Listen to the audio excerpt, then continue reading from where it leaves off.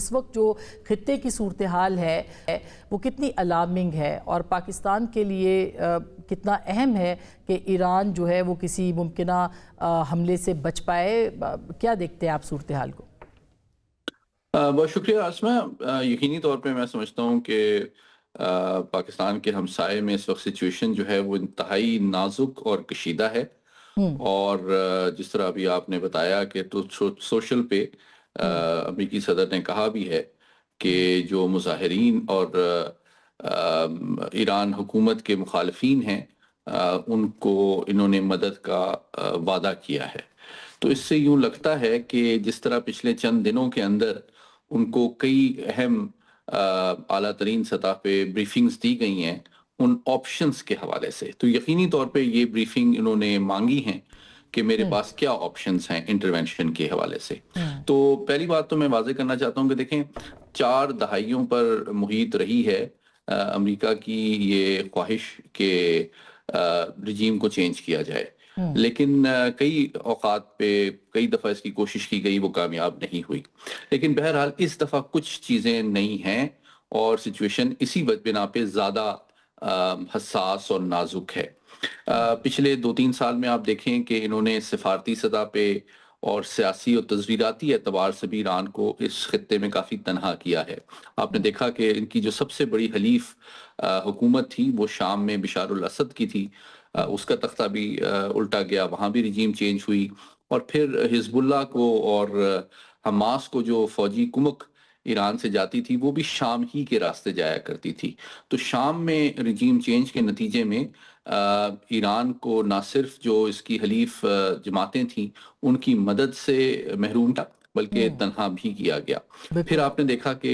ان کے ایٹمی پروگرام پہ بھی حملہ کیا گیا اور انٹیلیجنس آپریشنز کے ذریعے سے ان کی انٹیلیجنس، پاسداران انقلاب اور فوج کی قیادت کو بھی شہید کیا گیا. اور پھر آپ کو یاد ہوگا کہ اسماعیل ہنیہ کو بھی تہران میں ہی شہید کیا گیا تھا.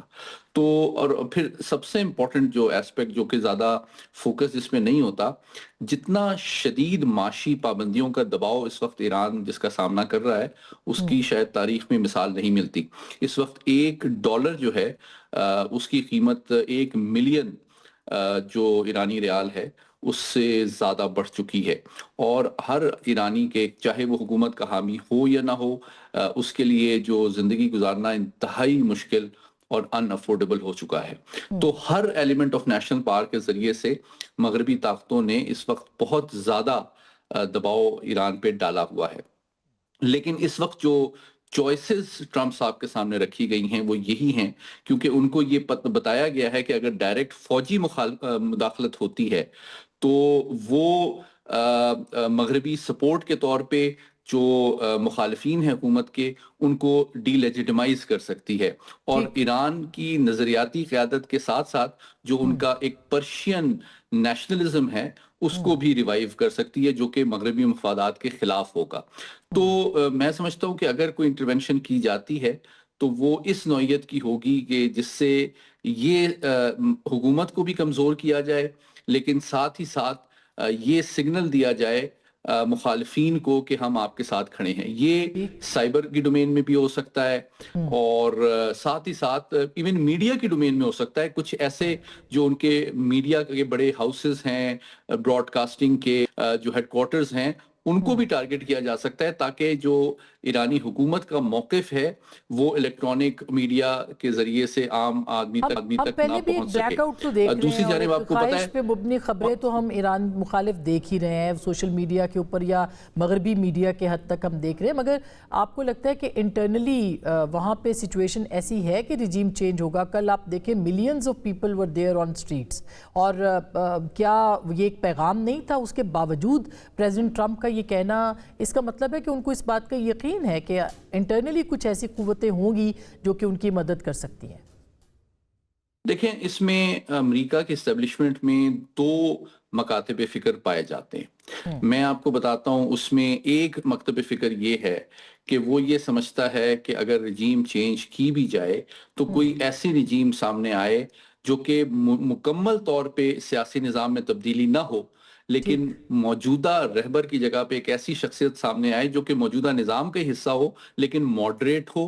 اور بہت زیادہ مغرب مخالف نہ ہو، نیوکلیئر پروگرام پہ تھوڑا سا ہاتھ ہولہ رکھیں اور ویسٹ کے لیے ایکسیپٹیبل ہوں۔ ایک مکتب فکر امریکی اسٹیبلشمنٹ کے اندر اس سوچ کا حامی ہے، لیکن جو زیادہ سخت گیر موقف ہے جو کہ جوئش لابی کے بھی زیر اثر ہیں، وہ چاہتے ہیں کہ اس نظام کا خاتمہ کیا جائے، اور چاہے ایران لیبیا،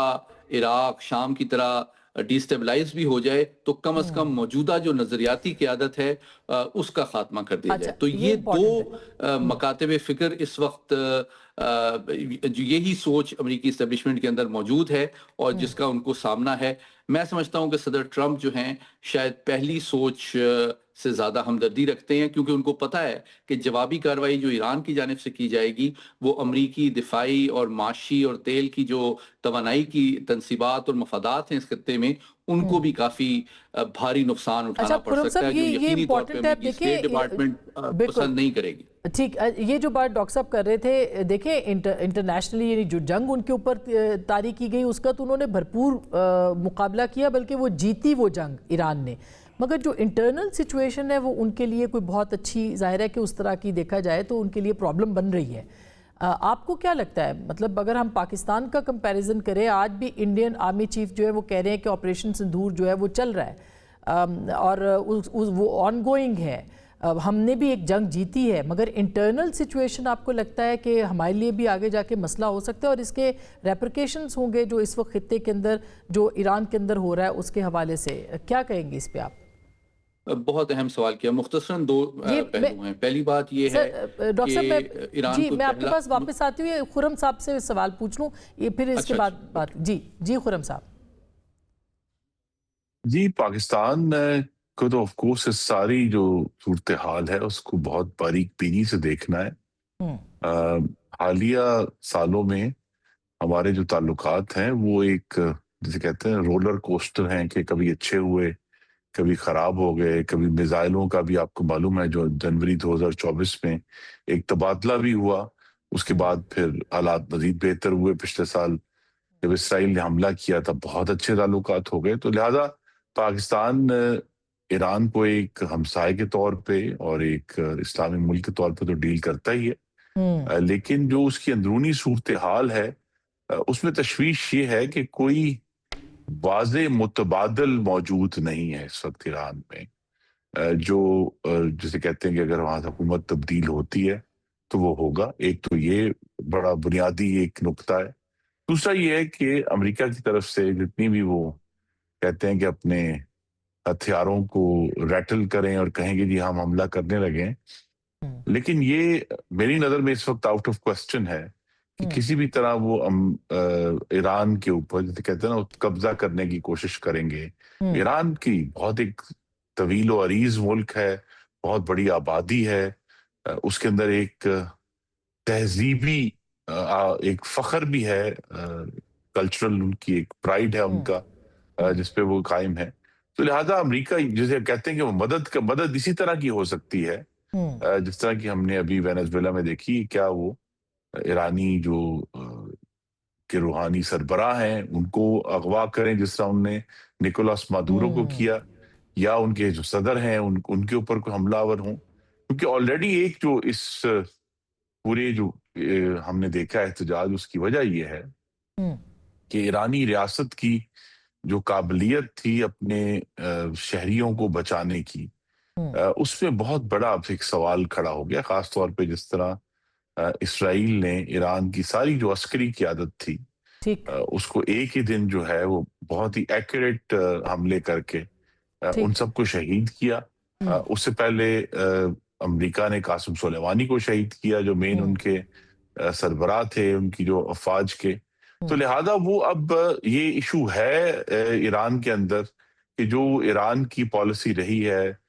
لبنان میں حزب اللہ کو سپورٹ کرنے کی یا شام میں اپنے حواریوں کو سپورٹ کرنے کی، تو وہاں جو اس وقت بہت زیادہ سخت معاشی طور پہ ایک بحران ہے اور ایک کساد بازاری ہے، اس کی وجہ سے لوگوں کا سوال ہے کہ بھئی ہمیں یہاں بھوک پڑی ہوئی ہے تو آپ کس طرح سپورٹ کر سکتے ہیں۔